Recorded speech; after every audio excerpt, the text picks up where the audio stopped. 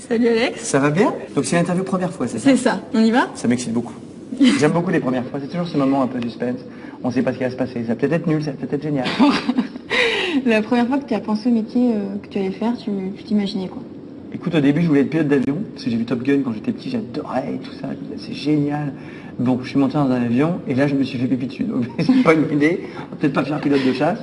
Réellement ou c'était une image? Non, vraiment, non, c'était une image un peu imagée, mais quand même, j'ai eu peur. Et t'avais donc j'ai quel dit non. âge? Je sais pas, je vais être petit, tu vois, je vais avoir genre 7-8 ans. Ah oui. Ah non, je prends l'avion comme Ah je oui, prends le c'est taxi, un mais vraiment voilà. enfant, ouais. Mais après, j'ai voulu être vétérinaire, et puis après, au gré des trucs, tu vois, à chaque fois.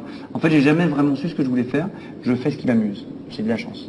Ça marche. Et l'animation, non, c'est vraiment un peu... C'est venu complètement par hasard. Parmi les trucs de jeux vidéo, je travaillais avec le journal de Mickey. Et un jour, Disney Channel est venu faire un reportage au journal de Mickey.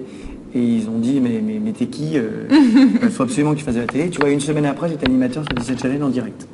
Voilà, donc c'était vraiment pas prévu dans mon espèce de plan de carrière, si tant est que j'en ai un. Si tu devais choisir théâtre ou télé. Ah, mais c'est ça qui est génial, c'est que j'ai pas à choisir. Je fais tout ce que je veux et tout fonctionne. Touche du bon encore. Voilà, tout marche. Donc. Et les projets télé pour la rentrée? Écoute, les projets de télé, écoute, il y aura de la télé. Ça, c'est sûr, je serai à la télé. Mais si Franchement, tu c'est restes sur question. M6, c'est sûr que tu as la tête d'un incroyable talent? C'est mon émission préférée, donc voilà. Tu feras tout. Mais tu sais, on sait pas. Tu vois, l'année dernière, on a changé beaucoup du jury.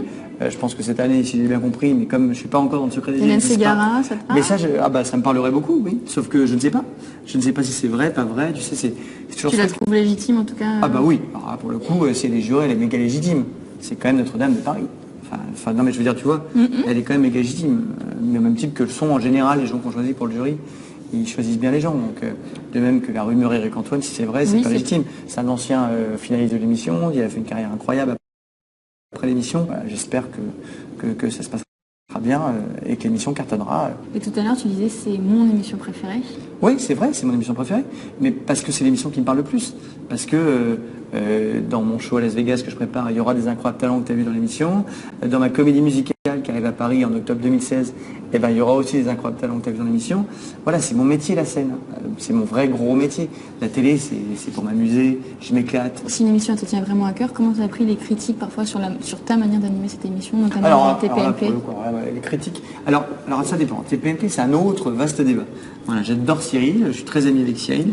Voilà, c'est juste que parfois, tu te dis, si c'est Cyril qui donne son avis, le mec, il a quand même réussi beaucoup de choses en télé. On peut, tu vois, on n'aime pas, mais le mec a une légitimité, le mec a une crédibilité. S'il me dit j'aime pas, ça me casse un peu les cacagnettes et j'essaie de comprendre pourquoi il n'aime pas. Tu vois, si Drucker me disait j'aime pas ce que tu fais, je vais dire merde, quand même, c'est un génie de la télé, c'est un grand monsieur, pourquoi est-ce qu'il n'aime pas quoi. Voilà. Après, j'ai toujours pris le parti de ne pas plaire à tout le monde, c'est-à-dire je fais ce qui moi m'amuse. Et je comprends très bien qu'il y a des gens à qui ça ne plaise pas. Mais je ne vais pas changer ma façon d'être pour faire plaisir, tu vois, au plus grand nombre. Tu trouves qu'ils sont un peu moins légitimes, enfin en tout cas Ah non, je trouve qu'après les Gilles Verdez et compagnie, je les trouve pas légitimes du tout. C'est ta question. Oui, voilà. Je les trouve pas légitimes du tout. Mais Gilles Verdez, c'est qui? Honnêtement, quelqu'un sait qui c'est? Bonjour Gilles, je t'aime beaucoup. Non mais c'est juste ça. C'est juste, ça me dérange pas. Si c'est argumenté, je peux l'entendre aussi. Mais quand c'est cassé pour casser, sans raison, ce que j'aime pas, c'est le côté faux cul, de quand t'es pas là, crac, crac, crac, et quand t'y vas, t'es le plus grand génie de la création. Bon, voilà, c'est juste ça. Soyons raccords, parce que moi je suis raccord. Hein. Gilles, si je le vois, je dirais, écoute, mais Gilles, mais je ne te trouve pas crédible. Voilà, je ne te trouve pas crédible dans tes commentaires. C'est pas de ma faute, c'est comme ça. C'est comme toi, tu ne me trouves pas crédible, moi je ne trouve pas crédible. On est deux.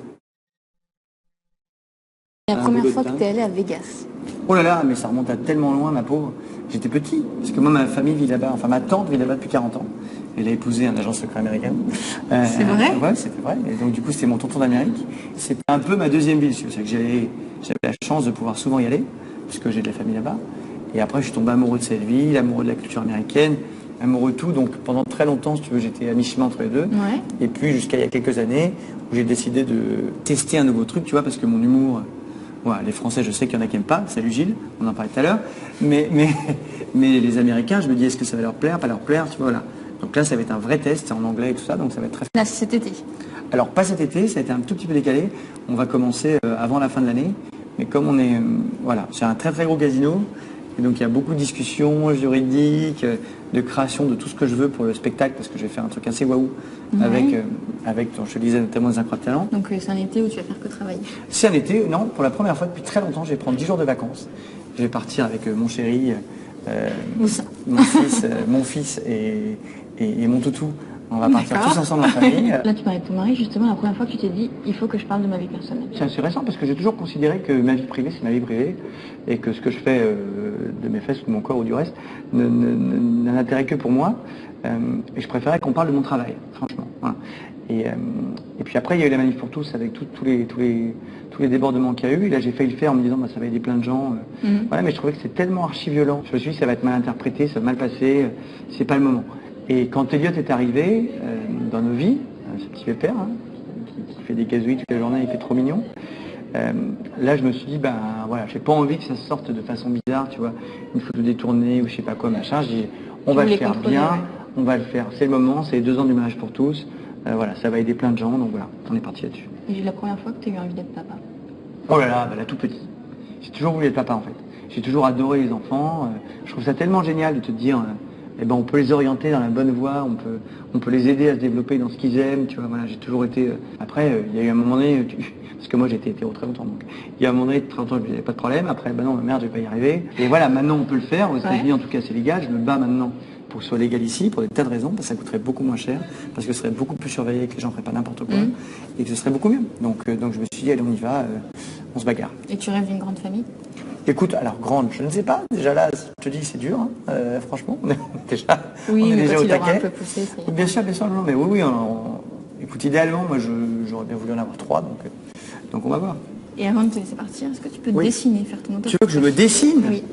Mon Dieu, t'as plein de talent. La chanson, c'est presque ça. Non, la danse. Le théâtre, l'animation. Écoute, que je me dessine. Qu'est-ce que je peux te faire, moi? C'est quoi ça? C'était la bouche? Ouais. C'est Donald. Mais c'est pas du tout toi, là. Mais si, je te fais moi avec mes cheveux. C'est moi avec mes cheveux, tu vois, et ma bouche de Donald. Voilà, et un nez de clown, parce que j'ai souvent, je fais un peu clown quand même de temps en temps. Voilà. Tu vois, c'est moi avec mes sourcils un peu bizarres. Et la voix de Donald, tu veux, je peux te la faire.